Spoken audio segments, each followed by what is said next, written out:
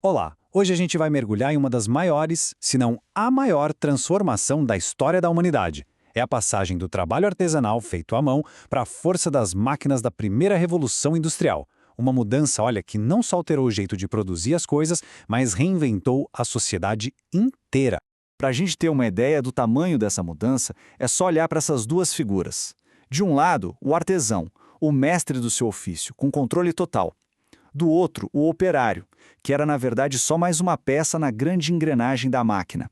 É exatamente aqui que está o drama humano, bem no coração de toda essa revolução. Então, vamos voltar um pouquinho no tempo.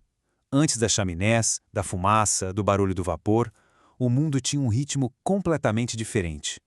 Era uma sociedade estável, sabe? Em uma escala muito mais humana, toda estruturada em torno do conhecimento e da habilidade única do trabalho artesanal. Naquela época, a produção era toda controlada pelas guildas. Elas tinham uma hierarquia bem rígida, mas que funcionava e trazia estabilidade. Como a gente vê aqui, no topo estava o mestre, o dono do conhecimento. Abaixo dele, o oficial, que já era qualificado e estava ali aperfeiçoando a técnica. E na base, o aprendiz, que aprendia tudo em troca de casa e comida. Esse sistema durou séculos, garantindo qualidade e ordem. E o ponto-chave é este aqui. O artesão tinha uma relação completa, total, com o seu trabalho. Imagina o sapateiro. Ele conhecia o couro, a linha, a costura, cada detalhe do acabamento. E muitas vezes conhecia até o cliente que ia usar o sapato. Ele se via naquilo que criava. Isso impedia aquele sentimento de estranhamento, de alienação, sabe? Só que esse sistema, tão fechado e controlado, começou a apresentar umas rachaduras. O capitalismo comercial que estava nascendo precisava de mais produtos e muito mais rápido. E as guildas, com todo aquele controle, acabaram virando um obstáculo para essa nova velocidade. Foi aí que surgiu um modelo de transição, o tal do sistema putting out. Basicamente, os comerciantes arrumaram um jeito de fugir dos monopólios das cidades. Eles levavam a matéria-prima, tipo lã, para as famílias no campo. Lá, em casa, essas famílias fiavam e teciam. Depois, o comerciante só passava, recolhia o produto pronto e vendia. Foi o começo da separação entre quem produz e quem vende. Mas, claro, esse sistema tinha seus problemas. A produção caseira era meio ineficiente. A qualidade de um tecido podia variar muito de uma casa para outra, e o trabalho simplesmente parava na época da colheita porque todo mundo ia para o campo. Ficou claro que era preciso um método mais centralizado, mais controlado e, acima de tudo, muito mais rápido.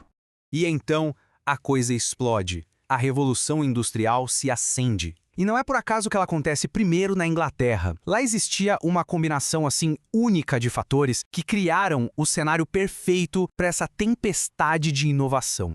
Pensa bem, a Inglaterra tinha receita completa. Tinha carvão e ferro de sobra para alimentar as máquinas. Tinha muito capital acumulado com o comércio colonial.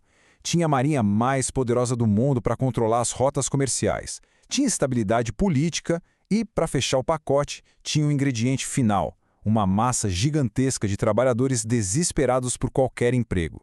E de onde veio toda essa gente? De um processo social muito brutal, os cercamentos. Terras que por séculos eram de uso comum, de todos, foram cercadas e privatizadas para criar pastos para ovelhas.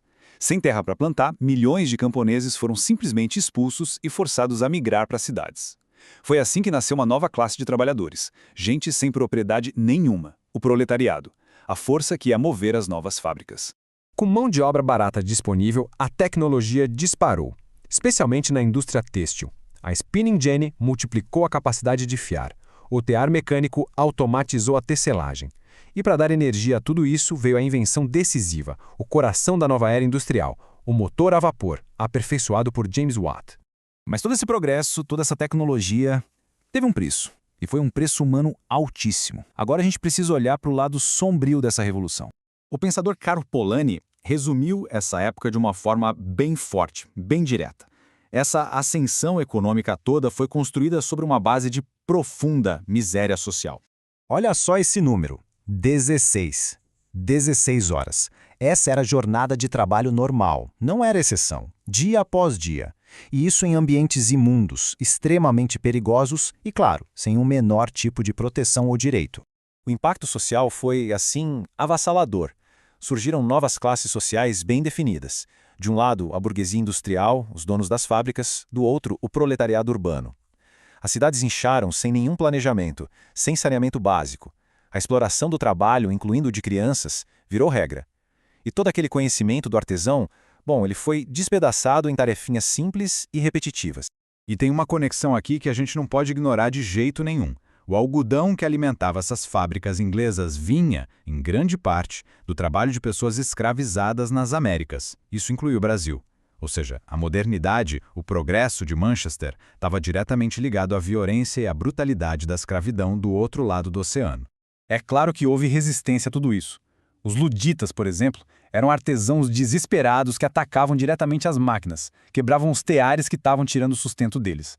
Já os cartistas foram por outro caminho, o da luta política. Eles entenderam que a mudança de verdade viria através da lei, então começaram a exigir direitos, representação do parlamento. Certo? E aí, qual é o legado que essa primeira grande revolução nos deixou? De que forma os ecos dela ainda ressoam no nosso dia a dia? A grande mudança foi essa.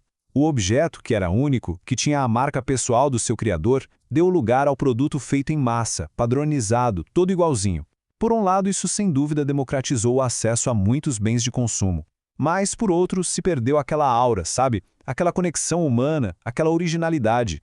E o mais fascinante é ver que a indústria 1.0 foi só o começo, o pontapé inicial. Ela abriu caminho para a segunda revolução, a da eletricidade, da linha de montagem, depois para a terceira, a dos computadores e da automação, e agora para a quarta, que a gente está vivendo, a da inteligência artificial, da internet das coisas, da conectividade total. Então, a lição fundamental aqui é que essa jornada toda, do artesão até a fábrica, não é só uma página nos livros de história. Ela criou o mundo em que a gente vive hoje, as bases do capitalismo, do comércio global e, talvez o mais importante, esse debate que nunca acaba entre o avanço da tecnologia e a nossa busca por justiça e bem-estar social.